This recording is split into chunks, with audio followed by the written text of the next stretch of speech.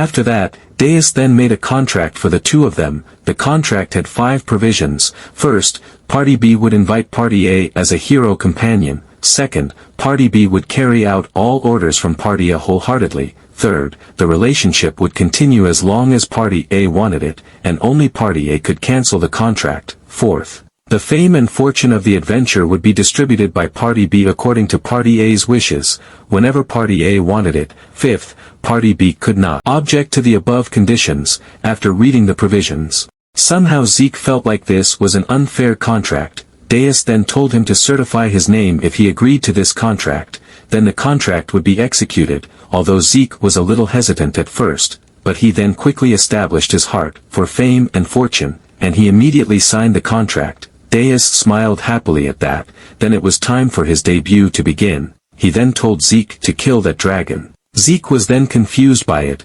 Alex was also confused and said to Deus, ordinary humans could not kill the dragon that easily. Deus knew, Zeke just needed to pretend to kill it, and they would do it. They became even more confused when they heard that. Deus then explained his plan. First, Alex would go and beat the dragon. After that, Alex would drop it in front of Zeke. Then, Zeke, who was on the spot, would swing his sword at the falling dragon. People who saw it would think that Zeke was the one who came and killed the dragon that attacked. They were speechless after hearing his plan. But Alex was still hesitant, because people would be suspicious if an F-rank like Zeke suddenly killed a dragon. Plus, wouldn't being the companion of a D-rank hero make him too conspicuous to live peacefully? Zeke then felt anxious when Deus suddenly looked at him with a strange look. Deus then took Zeke's servant's clothes, and took a pot that was there. He then perforated the pot using the laser that came out of his eyes, and he also covered Zeke's face using the pot. Deus then dressed Zeke like a masked hero. But Zeke felt very embarrassed to look like that. Deus explained, heroes must wear robes and underwear. Now, no one will notice. A mysterious hero who appears suddenly. Doesn't it sound cool? Alex then walked outside, and said that he would bring the dragon. After that, Deus then also invited Zeke to jump down, but Zeke hesitated. Would they really appear like this to fight the dragon? Deus then looked at the mop handle that was there, and threw it at Zeke. He told him to think of it as a holy sword. Zeke immediately caught it, but he became even more embarrassed after holding the mop handle. Deus' eyes then turned red. He told Zeke to stand while holding it even if the dragon was standing right in front of him. Then, he would give him fame and fortune far beyond what he could handle. Zeke could only be silent hearing that. Somehow Zeke felt something that he could not understand at this time. Suddenly, he tightened his grip, as if he could destroy anything in his way, and now his desire was reaching the maximum point, which made Zeke very excited. It was probably because of something in Zeke's blood. A hero's instinct that lay dormant in his hemoglobin, the blood of a hero who wanted to tear apart the demon king in front of him. Deus could only laugh cruelly at that, however, without knowing anything. Zeke was probably thinking like this. Seeing Sir Deus' eyes, he began to gain courage, as if he could do it. He became more eager to get the wealth and fame he craved. Deus immediately told Zeke to go forward, and Zeke immediately obeyed his orders like a good dog. In the midst of the screams and suffering of the villagers whose hometown was being scorched by the dragon then seemed to realize the existence of something. The dragon immediately left where he was standing, then flew towards the air of existence he felt. A portal suddenly appeared where the dragon flew, and Alex then appeared from within the portal. Alex just stared casually at the dragon rushing towards him. He then removed the cloak he was wearing, and many terrible hands then appeared behind his back. He then prepared and immediately jumped on the dragon. Alex then managed to land right on the dragon's back, and he immediately attacked the dragon using his many hands. Alex's attack managed to perforate the dragon's scales and managed to reach the heart area. He then immediately wrapped and held the dragon's heart using his hands.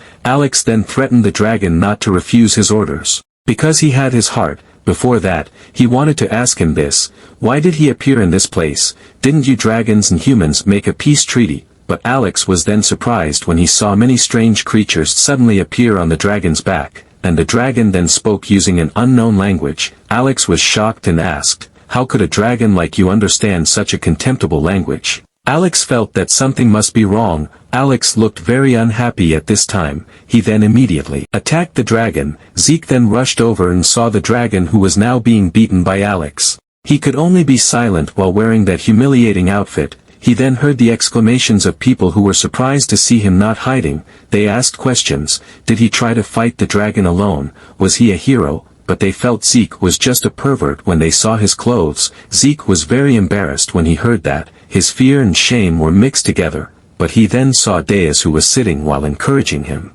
Deus acted as if he was a villager who considered Zeke a masked hero and asked him to save their Zorix village. The villagers were surprised when they heard that, and so thought that Zeke was a real hero. They then cheered for Zeke. Zeke could only laugh awkwardly and thank them all, although he felt embarrassed, but he knew that this opportunity only came once in a lifetime, so he couldn't miss it. He then re-strengthened his heart to achieve fame and fortune. The dragon still seemed to be struggling even though Alex had threatened him. Alex himself felt that it seemed to be difficult to control him. If it was like this, then it could not be avoided. Alex then used his technique, 100 demonic hands, constricting prison. And the hands on his back now increased to more. Alex then returned to attack the dragon using his many hands. The dragon could only struggle in pain after Alex attacked him continuously. Alex then launched the final attack, Heart Piercer, which managed to pierce the dragon's heart, and the dragon again screamed in pain. But Alex was then surprised when a strange creature suddenly wrapped around his hand that attacked the dragon's heart.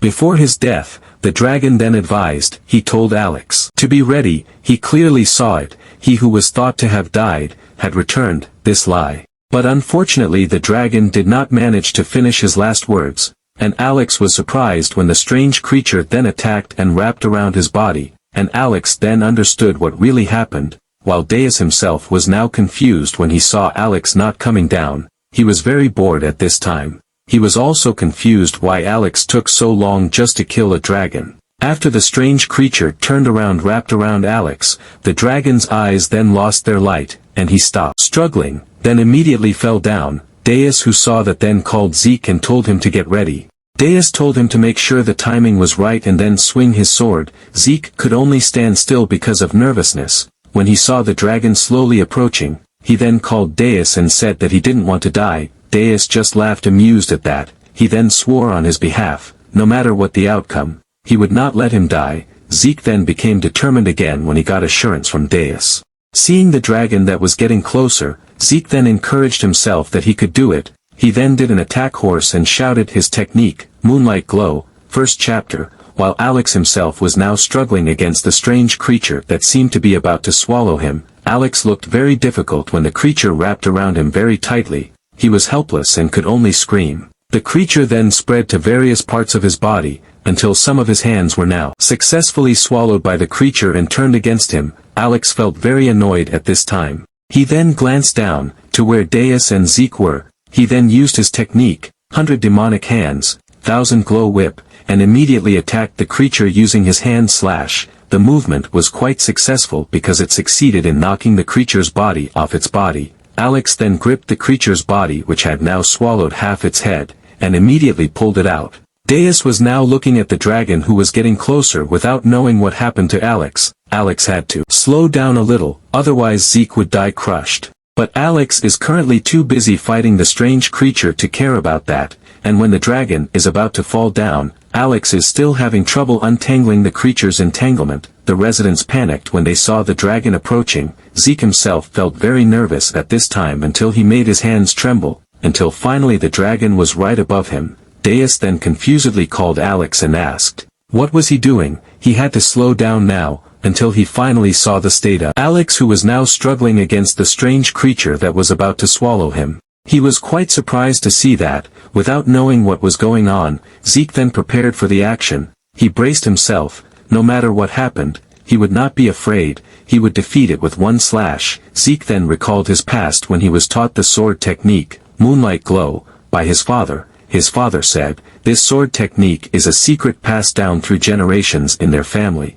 Back then his father told him, he must learn this to prepare for the Demon King's army that will invade their world. But little Zeke then said, the children in the village said that he would not be able to join the Demon King's conquest army. Their family would not be able to. But his father immediately denied that. No matter what others said, their Hollybish family still had the hero's holy blood flowing in their bodies. His father then assured him that he would definitely become a cool hero who would participate in defeating the Demon King, so he had to study well. And at that time little Zeke naively believed in his father's words. After recalling the memories, Zeke then took out the techniques taught by his father at that time. Moonlight Glow, first chapter, Demon King Splitter, and just as Zeke was using his sword technique, Deus then also used his technique, Doom's Guillotine, after seeing Alex's difficult situation, and when Zeke sent a slash to the dragon, a very powerful impact was then created, to the point of leveling the area in front of him and making the dragon split into two.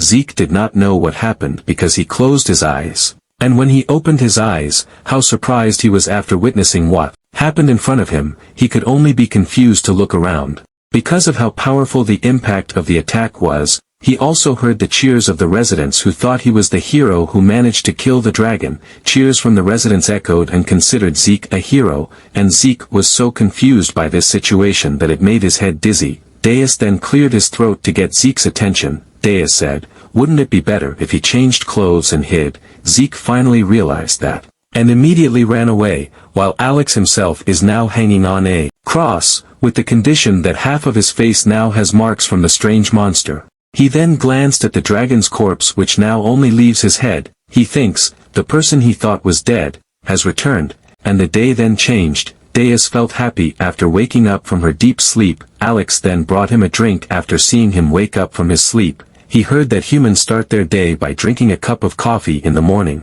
Deus also seemed to know that. Zeke then suddenly entered and said that there was a big thing.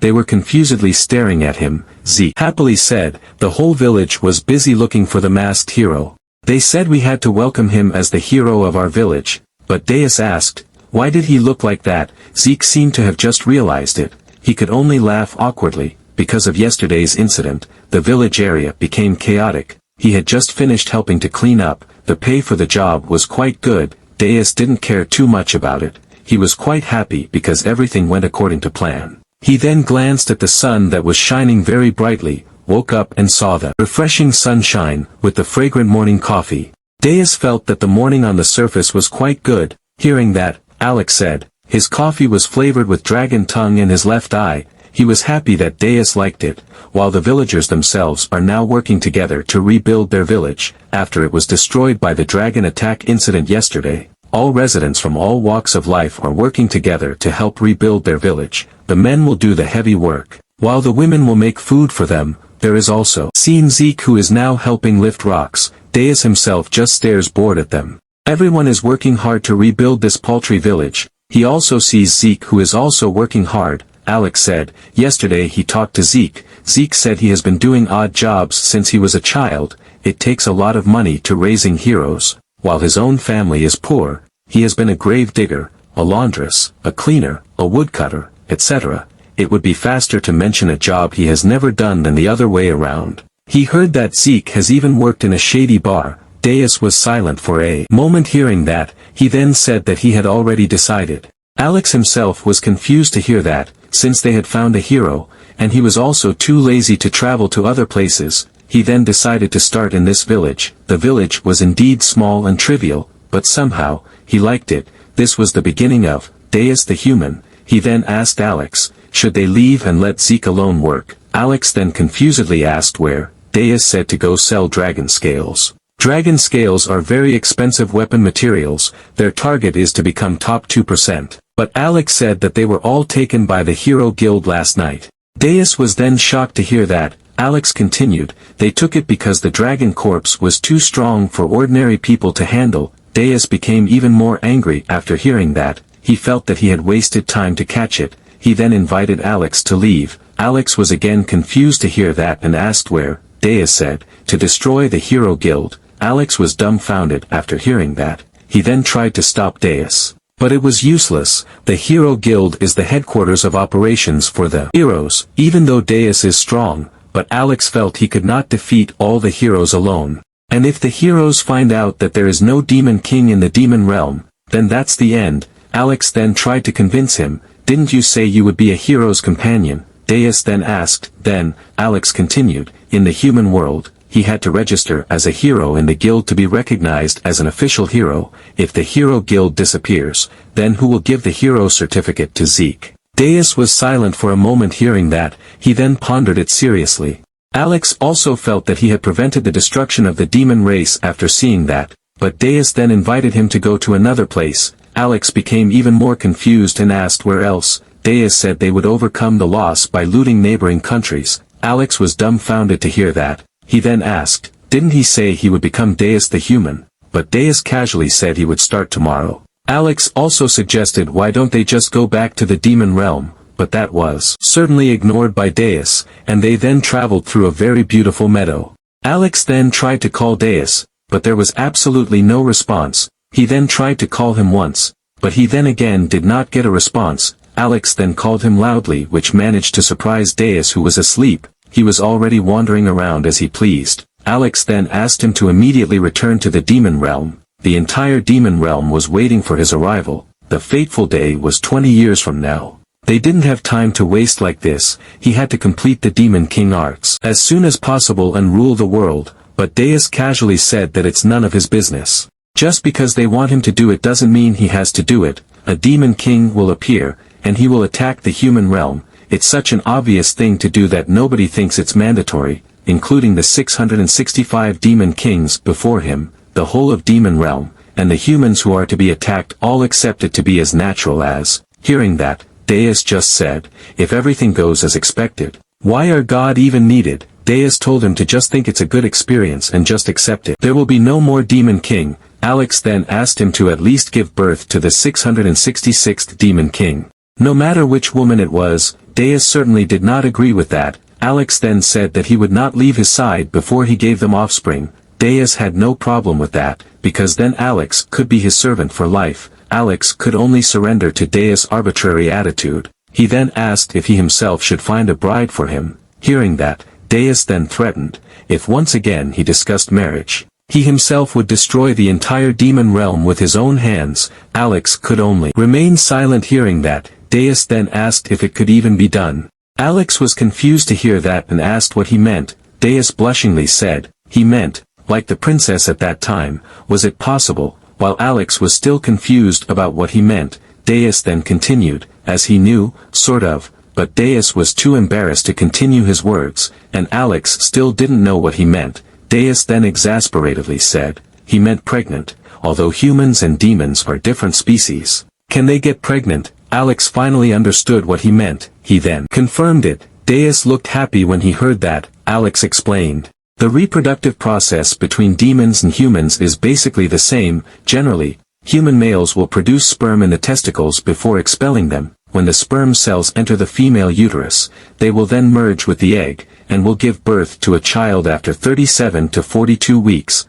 But Deus had no idea what he was talking about. He then told him to just skip sex education. Alex just chuckled at that. He then seriously looked at Alex and said, if he really wanted to, he could make his sperm slowly flow to the other party automatically, and so, any direct intercourse will lead to pregnancy with a success rate of 99.999%. If it's just a deep kiss, the chances are 50%. His peck has a 25% chance of getting a girl pregnant. Deus was shocked to hear that and asked, can he get a woman pregnant with just a peck? Alex confirmed it. He can even make a woman pregnant just by holding her hand. Deus was speechless after hearing that, and was astonished at the ability of his body. He even felt that his body was only intended for reproduction because it had such an ability. He also felt annoyed. His body had a very clear purpose, which was to kill and have offspring. The more he learned about it, he also began to hate it more and more. But Alex said that his body was a blessed body. He was the perfect body given by heaven as the hope and salvation of their demon realm. But Deus just downplayed it. He just thought his body was just a mass-produced product that came out every 100 years. He didn't like this feeling, had a lot of expectations of him. But they didn't think about his opinion at all, but they were then surprised by a scream. They then looked in the direction of the scream. They then saw a woman who was being chased by a group of bandits behind her. Seeing the person in front of her, she then begged them to come save her. The beautiful woman was in danger. Alex then asked why he didn't save her. Deus was confused why he had to save her. Alex said maybe something good would happen, but Deus felt something strange. Alex then asked what it was. Deus said, the woman suddenly ran towards them to ask for help. The situation where the beauty asks for help while being chased is a ranked first cliché of the fantasy genre. Isn't this situation strange? There's nothing even blocking the sight surrounding them. Where did they come from? Even if from the nearest forest, the distance is still far away. Alex finally realized it. Deus continued, and more importantly, when they approached from afar, the two of them didn't realize it at all. Deus then asked if this was his doing. Alex was confused by his question. Deus continued, did he want to use that girl to make offspring with him? Alex immediately denied. After hearing his accusation, he was the greatest strategist in the demon realm. So he underestimated using such a cheap idea, until finally the girl arrived in front of the two of them. The girl then begged the two of them to save her from being chased by bandits. She also thought that they were heroes, but Deus immediately denied, because he was not the hero but the hero's companion. The girl was stunned when she heard that. She then corrected her words, and begged again to save her. But Deus casually said that they were a high-level party who were experts in dragon slaying. They did not want to deal with trivial requests such as facing bandits. The girl was then annoyed at his attitude to the point that she swore in secret, but it did not escape Deus. He then asked if she had just sworn. The girl of course did not confess. She then returned to begging him to save her in a very humble tone, and while Deus was talking to the girl, an axe suddenly flew out and almost hit them. Deus could only be silent seeing that. He then heard the bandits who were laughing. The bandits also mocked him as a snot-nosed boy and asked why his face was so pale. They then threatened to kill him if he didn't get out of here now. They also mocked Deus and Alex's clothes, which looked ridiculous to them. Deus looked very upset because his carriage had been damaged. He then burned the bandits using a fire that never went out. The girl was shocked when she saw the scene. The bandits thrashed in pain after being burned by Deus. They then asked their other colleagues to help extinguish the fire, but Deus said that the fire would never go out. The remaining bandits were then dumbfounded when they heard that. Deus continued, no matter who it is, this fire can never be extinguished, even when you are dead. This fire will continue to burn for as long as possible until the end of the world. He then asked who was next who wanted to be burned too.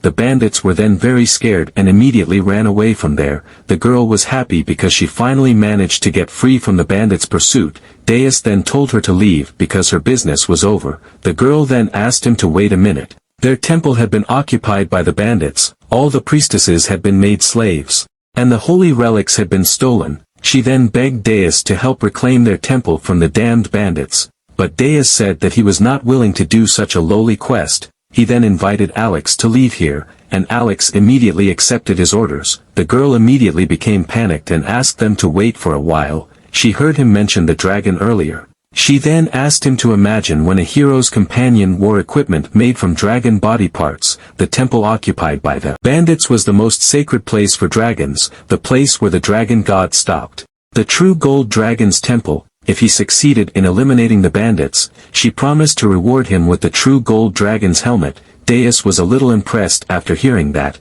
He then told Alex to leave immediately. The two of them then climbed a long staircase to reach the dragon temple. Actually not the two of them, because Deus was currently only standing on Alex's back. Alex then asked if they could fly directly, but Deus only said that he was not the demon king, so how could he fly? Alex then asked again, could he at least give him a proper ride? His legs felt like they were going to explode at the moment, but Deus refused and said that this was about the dignity of the demon realm. Alex could only surrender after hearing that, because Deus himself even said that he was not a demon king earlier. Alex felt that this situation was quite suspicious. He felt strange when he saw the girl climbing this steep mountain so easily. She could continue to climb the mountain without stopping for 30 minutes with her human body. How could Alex not be suspicious? But Deus said that he didn't care about her identity. He didn't know if her words were just nonsense, but if she lied to him, then he would skin her head. Talking about the god of dragons, the true gold dragon, Deus then asked if the dragons also worship a god. Alex replied no, rather, they have a main figure similar to the demon king in the demon realm. The true gold dragon is just an entity that oversees the dragons, demons, dragons, and humans. All creatures in this world, including dragons, only worship one god, namely the Creator who has created this world. Deus was silent for a moment hearing that. He then asked if the gods only favored humans. while the demons and dragons were only used as side characters. Alex then asked Deus not to doubt it. There was only one true answer from the god, the incarnation of perfect love. If they could take over the territory blessed by the god's light, Horsens, then the god would favor them. Deus was silent for a moment hearing that and could only say, "What an interesting love story." After climbing for a while, they then finally reached the top. Alex could only fall down because he could no longer stand, but Deus just stepped over him. He even mocked him for having a weak body. Deus then looked at the entrance to the temple in front of him. Deus then said that he would rely on him again when going down later. Alex could only be silent hearing that, and they then went inside. Deus then called the priestess and asked, where was the bandit and the true gold dragon's helmet. He told her to hand it over while he could still speak nicely. Alex, who saw his arbitrary attitude, then asked him to be careful, because he felt strange things here, and the entrance behind the two of them then suddenly closed. The environment around them suddenly changed, and they then saw the priestess who was laughing with a dragon's eye visible behind her. She then said to Deus, "You have done well to get here, but it seems that your partner has better intuition than you." But Deus ignored her words, and instead turned to mock her because it turned out that the bandit who occupied this temple turned out to be her. He then asked her his helmet was. The priestess was annoyed that Deus still dared to insult with his dirty mouth. Did he not know the situation that was happening to him? She then told them to bow. Because the person who was currently in front of the two of them was the god of all dragons, Law, the one who rules over all the dragons, and at the same time the mother of all dragons, the only golden dragon, the true gold dragon, Golden Law. Deus was then shocked to hear that. Alex also looked panicked after learning her identity. They had let themselves be caught by her. Deus also looked very serious at this time. Law then laughed happily when she saw their reaction. She asked if they were shocked because they had seen a creature far beyond their understanding. She then told them to beg if they were afraid. She was not a petty person. Deus said that it was indeed impressive. Law then chuckled because she thought Deus finally realized it. Then, as a form of forgiveness, she would give him an assignment. But Deus casually asked what she meant, Law of the Dragons or Mother of the Dragons or something. He just wanted to say that he wanted a cool title like that too. He always felt that there was something empty when he introduced herself. He finally realized what it was, watching over everything from the world's darkness, the top 2% of deep alpha males. He then asked Alex's opinion about the title. Alex also felt that all the titles suited him. Law then got very annoyed when she saw their behavior. She then told them to stop their nonsense. She also told them to kneel before her and apologize for insulting her. Deus then felt confused, because he felt he hadn't even done anything to her. Law then asked, hadn't he killed a dragon yesterday? She was the mother of all dragons. He was the same as killing her son. Deus finally realized it. He then casually asked if she was causing all this commotion just because of that. Law, who heard that, then stomped her feet and immediately moved towards his front. Deus just smiled at that. Law was very angry because Deus thought it was just a trivial thing. Did he want to die? This place was the Golden Jade Realm. Even if he was a Demiourgos, Law was sure he would have no chance of winning against her in this place. Alex also panicked when he heard that. Knowing that this place was the territory of the true Golden Dragon, they had entered into his domain. He warned Deus that fighting her here would be very dangerous. Law then laughed cruelly after seeing his panic. She then told Deus to immediately kneel before her, but Deus only said, "You dare to say that when you know who I am?" Law was confused and surprised when she heard that. Deus then told him to show herself. If she was indeed the true Golden Dragon, he would skin her head alive. Law was then very angry when she heard that.